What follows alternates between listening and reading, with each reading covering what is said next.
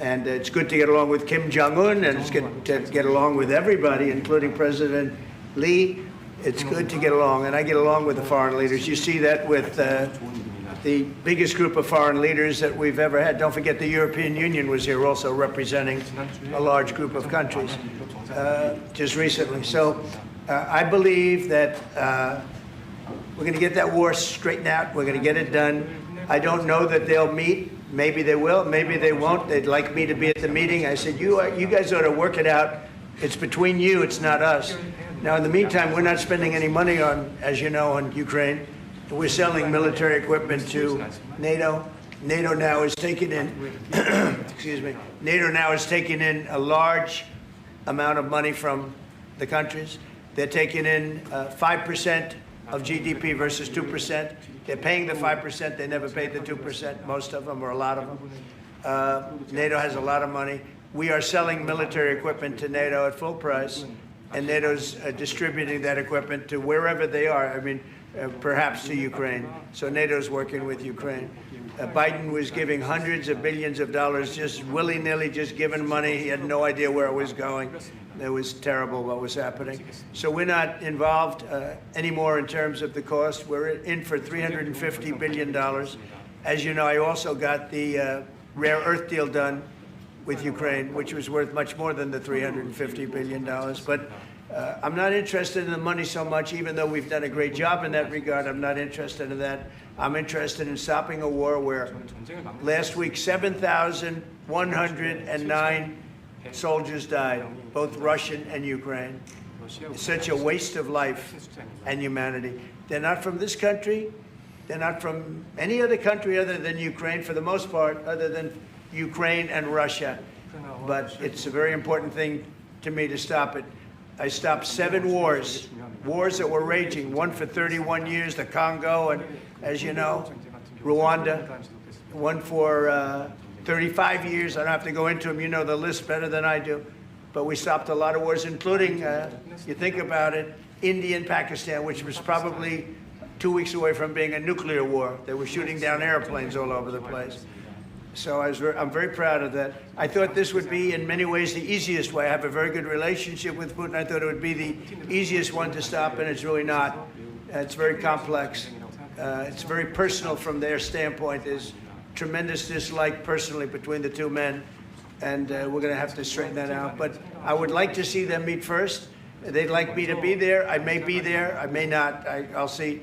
But I wanted them to work out their differences first, because it is ultimately between them. And when that happens, I think we'll get an end.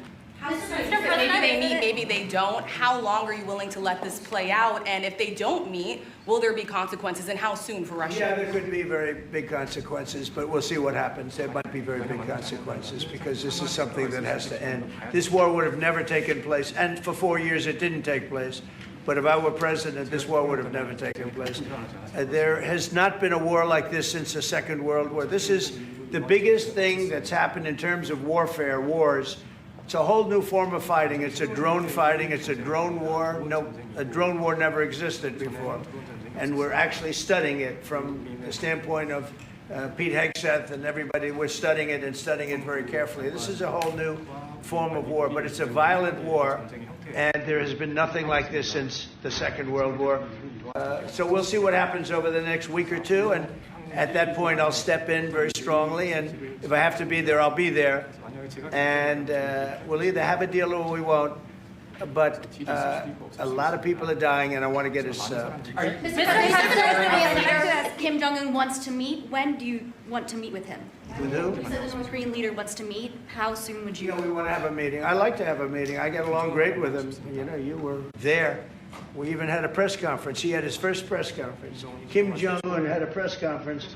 This was a little different press conference. I said, have you done a press conference before? No. And you know what? He did great. It was a great press conference, actually. It was historic. I doubt he's done one since. But I said, would you like to meet the fake news? Because whatever you want to do. And they came in like you've never seen anything like it. And then he said, enough. And that was the end of the press conference. That was the end. It ended very rapidly, but I think he had a good time. I look forward to meeting with Kim Jong-un in the appropriate future. Would you reduce the number of forces in South Korea so that the United States could have more flexibility in the region? Say it. Would you consider reducing the number of U.S. forces in South Korea so that the United States can have more Well, flexibility? I don't want to say that now because we've been friends and we're friends. And look, we have a lot of people over there. We have over 40,000 troops in South Korea. As you know, South Korea agreed to pay for that during my last term. And then when Biden came in, they complained to Biden that I wasn't a nice person. And he agreed not to pay. He gave up billions of dollars. We were getting paid billions of dollars. But then Biden ended that for whatever reason. It's unbelievable that he did. But we have a very good relationship militarily. They would say, but we gave you land. I said, no, you didn't. You lease us land. There's a big difference between giving and leasing. And maybe one of the things I'd like to do is ask them to give us ownership of the land where we have the big fort. You know, we spent a lot of money building a fort, and there was a contribution made by South Korea, but I would like to see if we could get rid of the lease and get ownership of the land where we have a massive military base. Okay? Would you go?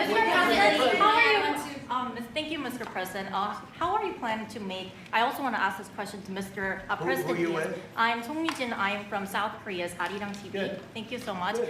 So, as mentioned earlier, United States is South Korea's most important and closest ally. So, in this point of view, I would like to ask you and also President Lee, what do you think are the key ways to make the South Korea-U.S. alliance greater? Well, I think it's great now. I feel very warmly toward South Korea. I will tell you that I have a lot of people in business that I deal with that are from South Korea. They love Trump because they feel I've saved. I think you would have had a nuclear war if I weren't. I think you would have had a nuclear war, North Korea and South Korea. I think it would have been a disaster. You're only 60 miles away from Seoul. They don't even need nuclear. They have their cannons, you know, howitzers, and they have them buried in the mountain. You know what I'm talking about. And I think you would have had, if I didn't win that election, if Hillary Clinton, crooked Hillary, won that election, I think you would have had a nuclear war. It would have taken place, and it would have been horrendous for everybody, including them.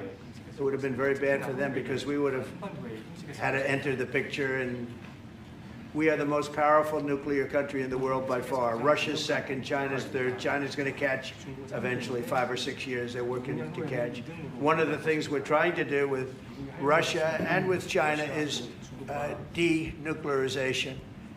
And it's very important. One of the things I discussed with President Putin the other day, it wasn't just that, it was also other things. And I think the denuclearization is it's a big aim.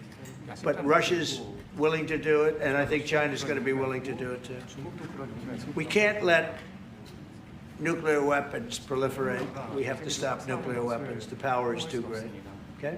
Thank you. Mr. President, I'd like to ask you further question about South Korea and U.S. alliance. I'm Anna from the Korea Times, and I'd like to ask you about the trade deal that's on the table. You mentioned about the shipbuilding industry, and President Lee mentioned about the manufacturing industry, and what other areas or sectors that you intend to focus on this trade deal, because Korea is bringing in many investments and create jobs as well. So I'd like to know the opinions of both, how to get a beneficial outcomes for both countries through this deal. Well, we're going to get along great because we really sort of need each other. We love what they do. We love their product. We love their ships. We love a lot of the things that they make.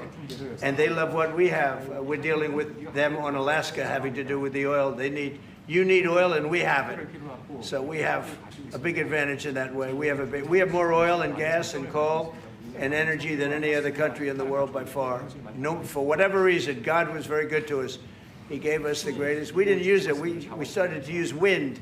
Wind doesn't work. They started to use solar panels that took over the land all over the Midwest, where the farmers said, what happened to my land? They'd have a 10-mile by 10-mile solar field that they couldn't farm, the most valuable farming land in the world, probably the most vibrant in the world. And they put solar plants all over the place. It's ridiculous. Big, massive black fields of solar that all comes out of China, all plastic. all comes out of China. But we have the greatest amount of energy in the world, and we're dealing with South Korea, as you know, in Alaska, and we're going to be making a deal, a joint venture with South Korea. Japan is involved also, very strongly involved. So we have Japan and South Korea, and we're actually the closest. You know, it seems like quite far away, Alaska and Korea, but actually it's right up the little ocean, right up the little Pacific Ocean. It's actually pretty close, relatively speaking. But we have more oil and gas and coal than any other nation in the world by far, and we're going to use it. And that's the thing that South Korea, I think, most wants from us, I would think. Mr. President, would you go back to the DMZ to meet with the North Korean leader? Say it. Would you go back to the DMZ to meet with the North Korean leader? I loved it. Remember when I walked across the line and everyone went crazy? Especially Secret Service, I would say they were going crazy.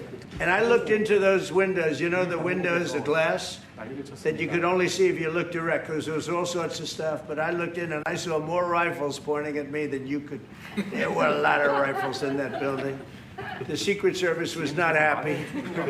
You know the buildings I'm talking about? The two blue buildings on each side. And I walked up the middle and I looked in the window and I saw more guns in that room than I've ever seen in my life. I looked at the other side and it was the same thing. And yet I felt safe. I felt safe because I have a great relationship with Kim Jong-un. I hope it stays that way. I think it will. I have a very good relationship. I understand him. I spent a lot of free time with him, talking about things that we probably aren't supposed to talk about.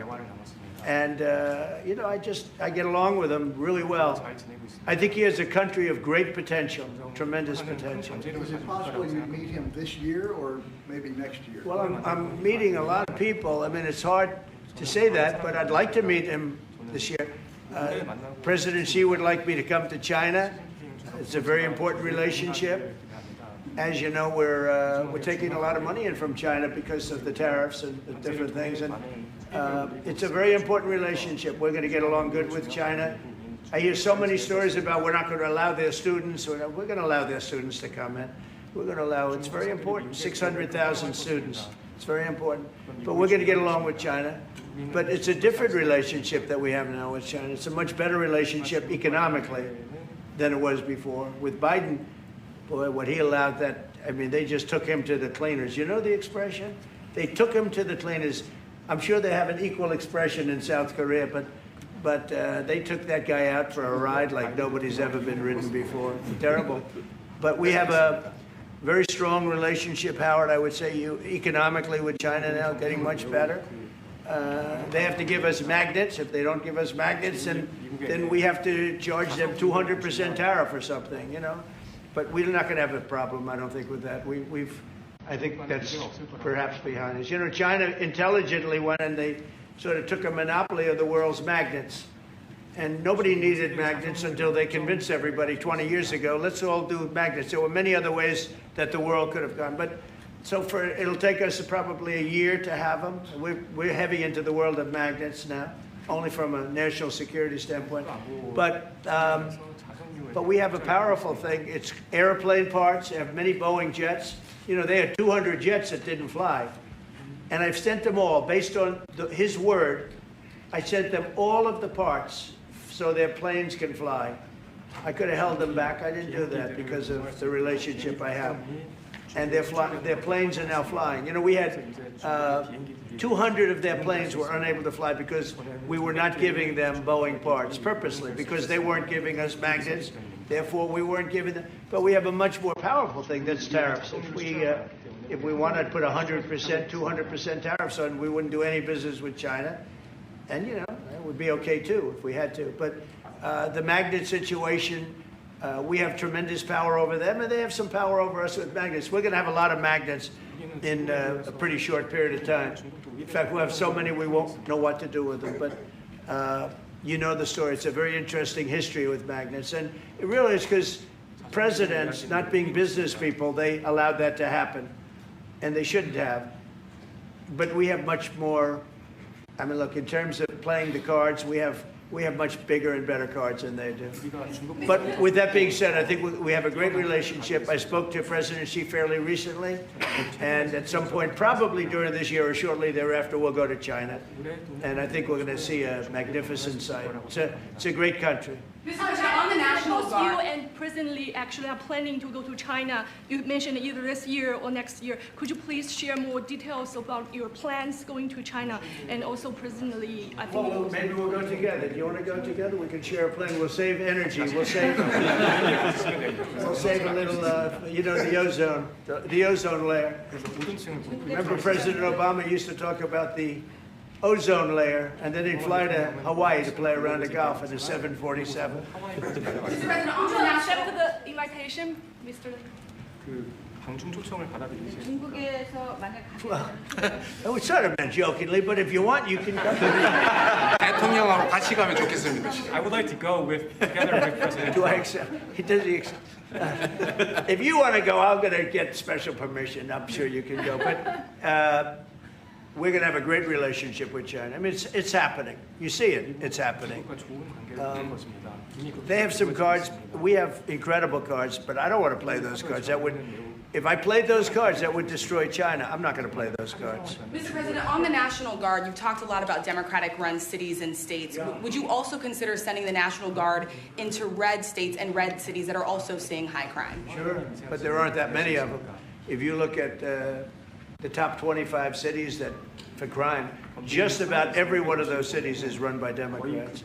And you know, one of the bad things they did, cashless bail, if you look back on time, when they allowed a murderer out that afternoon, you know, he'd kill somebody and then a couple of hours later he's walking the streets again, oftentimes killing again rapidly. Cashless bail is a disaster. You saw we had a news conference today on that. We're wiping it out in D.C., immediately wiping it out. It started in New York, I must tell you, and it's been a horrible thing for crime, especially violent crime. So we're going to end cashless bail, yes. Thank you. When will you deploy to Chicago, and how long are you keeping troops here in Washington, We're having a little D.C.? discussion. I really want to be appreciated. You know, when we go into a city and wipe out the crime, so D.C., it sounds so horrible. I'm embarrassed to say it in front of you because they don't have anything like this. Washington, D.C., sir, has not had a murder in 11 days. Now, he's saying that's a horrible thing to hear because they don't have murders for ever. But Washington, D.C., if you go back and check, it's been many years since we went a week without having a murder. Now we haven't had, and I would say that Washington, D.C. right now is much safer than Seoul. You know why? Because we have a friendly neighbor. We have more friendly neighbors. You have a different kind of problem. We all have different problems. But Washington, D.C. is a very safe city right now. People are going out to dinner. Restaurants are opening. Restaurants that were going to close are now going to stay open. Friends of mine are going out to dinner all the time. They didn't go out to dinner for 4 years. It went rampant during the Biden years. Just rampant. That's why Susie is very close to the mayor and has a lot of respect for her, but I view it maybe a little differently because the mayor would say that it's gotten better for 30 years, it's gotten better. No, it's gotten worse. And the worst day of all was when we just got to office for the second time, and it's in very bad shape. So the mayor shouldn't be saying that violent crime has been getting better. It's been getting much worse. And the day I took office, it was the worst. And we did some minor things, made it a little bit better, but then we said, look, we got to stop it because too many people are getting killed. And we have not had a murder in 11 days. It sounds crazy. I hate to say this in front of this gentleman who I respect, because they don't have murders for years. But we have not had a murder in 11 days. And that's going to go on for a long time. And there will be, I guess, it'll happen a little bit, but we have a very safe city. This is one of the safer cities right now in the country. And in a short period of time, it'll be like the border. Nobody came in through our border for the last 90 days, 3 months. We had 0 illegal aliens from the Congo, from South America, from all over the world, from prisons coming in, pouring into our country. Nobody, not one person, and this is done by a liberal group, a liberal think tank. They do the work. Not one person has come into our country. Think of that. It's been amazing. And I didn't have to go back to Congress and ask, Biden could have done this by himself. I did. I said, close the borders. We had the great Tom Homan. We had Christie, as you know, Christie Noem, who did a fantastic job. She's doing a fantastic job. Pete Hegseth has been incredible with the, as I call it, the Department of War. You know, we call it the Department of Defense, but between us, I think we're going to change the name. You want to know the truth? I think we're going to have some information on that maybe soon, but I think because, you know, Department of Defense, we won the World War I, World War II. It was called the Department of War. And to me, that's really what it is. It's defense is a part of that. But I have a feeling we're going to be changing. I'm talking to the people. Everybody likes that. We had an unbelievable history of victory when it was Department of War. Then we changed it to Department of Defense. So that's a little thing, has nothing to do with your country, but it's something that I think you're going to be hearing about or seeing about over the next couple of weeks. Probably that change is going to be made over the next week or so. Are there two Koreas, North and South, or is there one Korea waiting to be unified? Well, I know it is two Koreas. I mean, you know, there was one Korea. It was a very large country and a very powerful country. And it was a country that went to war with China. President Xi explained it. Went to war with China many times over the last 2,000 years. You had many, I think he told me 51 times.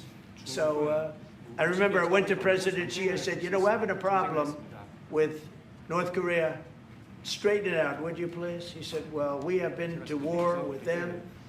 And I think he said 51 times. But at that time, it was the whole of Korea. It wasn't, you know, North and South. And after he explained it, I said, all right, not going to be that easy. I guess you're right. But, you know, you had one Korea, and it was a very big, powerful nation.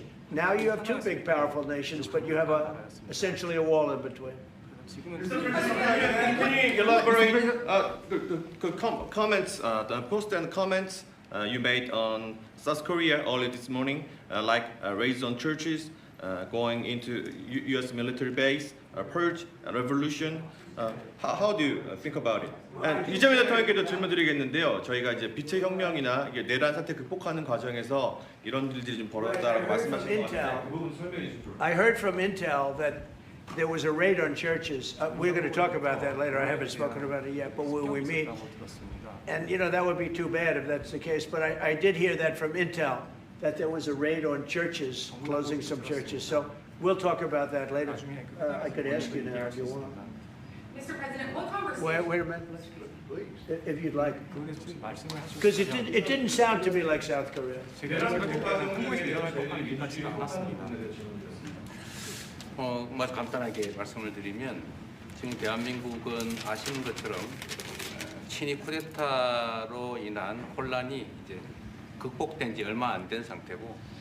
President Lee is speaking now without live and simultaneous translation. This is live from the Oval Office as President Trump brings up something that he had mentioned earlier today on social media. He referred to a purge or a revolution underway in South Korea, saying we cannot have that and do business there. I'm seeing the new president today at the White House, and of course here they are together in the Oval Office, and we want to get a better sense of how he is answering this question and whether it does provide any barriers to doing business with South Korea.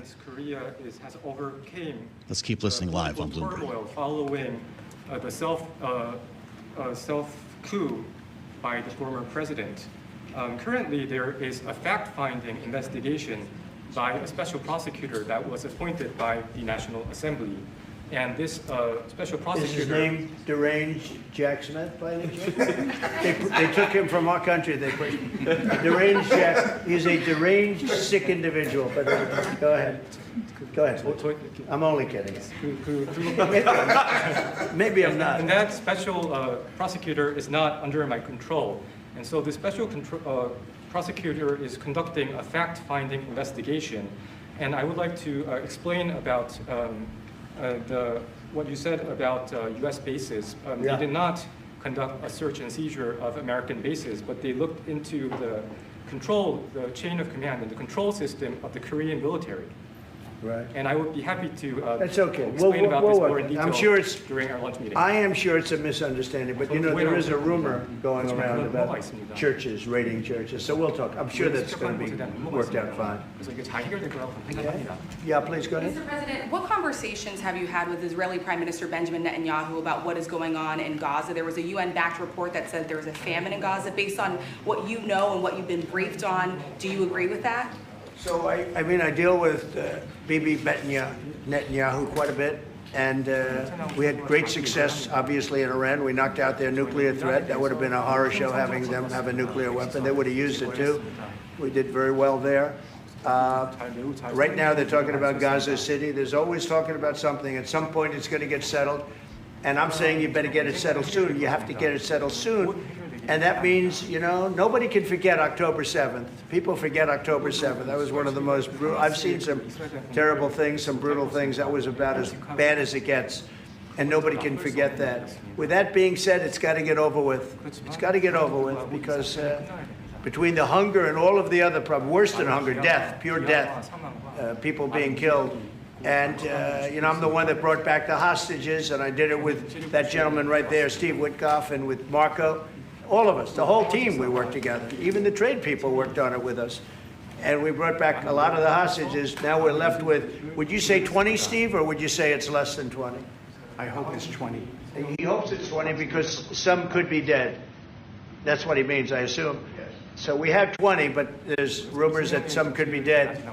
It's a terrible situation over there, terrible, terrible situation. But it's coming to a head, it's coming to an end. We are sending, you know, we sent $60 million of food over there just recently. And I don't even know if people know it. We distributed ourselves. We're giving a lot of food, spending a lot of money on food, getting it over there. We have a lot of food. We have a lot of oil, and we have the greatest farmers in the world. So we have a lot of food, but we're sending a lot of it over to Gaza, and we're feeding a lot of people. But with all of that being said, it's a lot of people to feed. And I think that we will have, I think within the next 2 to 3 weeks, you're going to have pretty good conclusive ending. And it's a hard thing to say because they've been fighting for thousands of years, if you want to know. That's been a hotbed forever. But I think we're doing a very good job. But it does have to end. But people can't forget October 7th either. Do you plan to attend APEC Summit to be held in Korea? Summit in South Korea? Yes, South yeah, I'd Korea love to. I'd love to. Last time I spoke in front of your parliament, and I love doing that. Beautiful respect they had for our country, and a beautiful room. I remember how beautiful it was, and I enjoyed doing it. No, I could see going. I think I'm going for a trade meeting to South Korea pretty soon. You're hosting a trade meeting. So I can sneak away from that trade meeting and we'll go and do something for the president if he'd like me to do that, okay? But so we'll be going there fairly soon. You know about that? If you attend, then it's a good chance to meet up Kim Jong-un again or maybe Xi Jinping. Then how do you think of it? You mean set them up together? Yes. That'd be interesting. We'll arrange a meeting between you and Kim Jong-un. Would you like that? That's a very tough question right now. I don't know where that question is leading. Anyway, look, I get along great with Kim Jong-un, and if whatever I can do having to do with South Korea and getting people together, you should get together, right? Yes, ma'am. Yes. Yeah. I want to ask. Turned out to be the worst one in the room. I want to ask about Masca project. Masca project. Make great again. Shipbuilding. Yeah. Oh yeah, sure. Yeah. We're going to do that. Yeah. I think we're going to do that very strongly. We're going to have a big, within a period of, you know, it takes a while. That's a hard one to start. Some companies you can start easily. Shipbuilding's a tough one to start, but we'll be doing that. Now, with that being said, we make the best submarines anywhere in the world. We make submarines. We're 25 years ahead of anybody else in submarines. So we do that, you know, we do that. But we really gave up the shipbuilding industry foolishly many years ago, but we're gonna start it up again. We're gonna be making our own ships again soon. Okay, how about one or two more? Have you been briefed on the search of John Bolton's home and office from Friday? Have you been briefed I on have that? not been briefed. No, I read it just like you did. I was never a fan of his. I thought he was stupid. I thought he was, you know, a guy that only wanted to go into war. He liked killing people. I thought he was essentially a bad guy, but I'm not involved in that. No, you'd have to ask Pam Bondi about that. Are more raids coming, sir? Are more raids like that coming, sir? Are more raids like the one on John Bolton's house coming? More raids? I don't know. You'd have to ask the Department of Justice. They raided my house, I can tell you that. They did a big raid on my house. They took away everything that wasn't pinned down, and they took away some of that too. No, they raided Mar-a-Lago. They started that. These were bad people that we had in our government before. They raided Mar-a-Lago. They went into my wife's area. They went into my son's area, my young son. And what they did was a disgrace. But how did it work out? Oh, I see. We're in the Oval Office. Oh, I guess it didn't work out too well for them, did it? They are bad people. They're sick. They're sick people. And they came in with their guns into Mar-a-Lago, and like 98 people. I wasn't there. Fortunately, I wasn't there. But they are very evil, very sick people, that group. And if they would have won the election, this country wouldn't exist as we know it. This country would have been a failed country. And now it's the hottest country anywhere in the world by far. We are the hottest country in the world by far. Okay, another question. One more on Gaza. Yes, sir, go ahead. Yeah. President Lee met with the Japanese Prime Minister before this summit. That's good. So is there something to discuss regarding the cooperation among the South Korea, US, and Japan? I think so. Look, Japan is a great ally of us, and I had a little bit of a hard time getting you two together because you're still thinking about comfort women, right? Comfort women. That's all they wanted to talk about was comfort women. And I thought that was settled a few times over the decades. But there is an overlapping problem with that. Perhaps I'm wrong in saying it. Perhaps this isn't right, but the whole issue of the women, comfort women, very specifically, we talked, and that was a very big problem for Korea, not for Japan. Japan wanted to go. They want to get on, but Korea was very stuck on that. You understand? So I don't know. Perhaps you'd like to answer. It's a good question.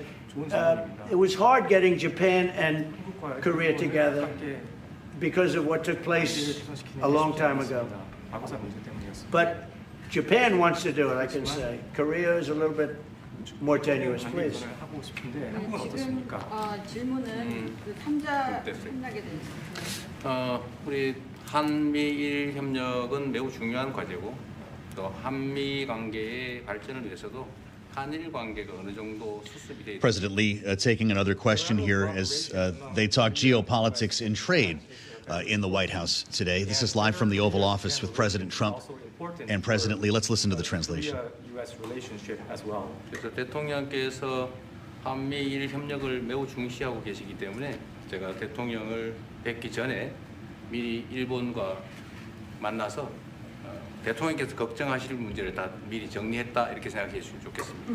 Because I know that President Trump, that you put emphasis on trilateral cooperation, right. I made a visit to Japan before coming to the U.S. to settle the difficult issues that we have. Good. Well, Japan wants to get along very well with you, and I find them to be great people, great country, obviously, and they want very much to get along with South Korea. And you have something in common, you know, you want to solve the North Korea problem. But Japan very much wants to get along with you, and I'm sure they will. I find the people that I deal with to be wonderful people, as I do with you. 이번에 일본에 가서 이시바 총리를 만났을 때 그 전에 우리가 가지고 있던 여러 장애 요소들이 많이 제거됐다는 생각이 듭니다. So when I visited Japan and met with Prime Minister Ishiba, I realized that many of the obstacles that existed between our two countries have now been removed. True. During my term. We removed them during my term. There was an overlay a little bit, but we removed many of those obstacles during my term.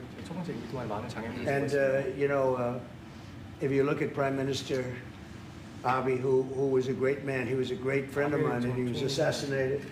But he felt very warmly toward your country, I can tell you that. And the current Prime Minister, who I've gotten to know very well, feels the same way. So I think you're going to have a great relationship with Japan. Steve, go ahead. Just to close the loop on Gaza, is there a diplomatic push underway to try to get all this to end? Oh, there's a diplomatic push. No, is there? There has been, yeah, sure. Right now, Steve, I would say very serious diplomatic push. Marco or Steve, Marco, do you want to answer that first? Yeah, it's never stopped. We've always looked to find a solution there. Ultimately, as the president said, we want it to end. It has to end with no Hamas. Thank you, sir. Steve, where are we? I would say that we wouldn't be anywhere but for the president's truth last week, which was a statement to Hamas that they better get their act together and get to the peace table. But for that, it would have been all stalled. So, as usual, he is the man who moves it. Thank you, sir. Thank you.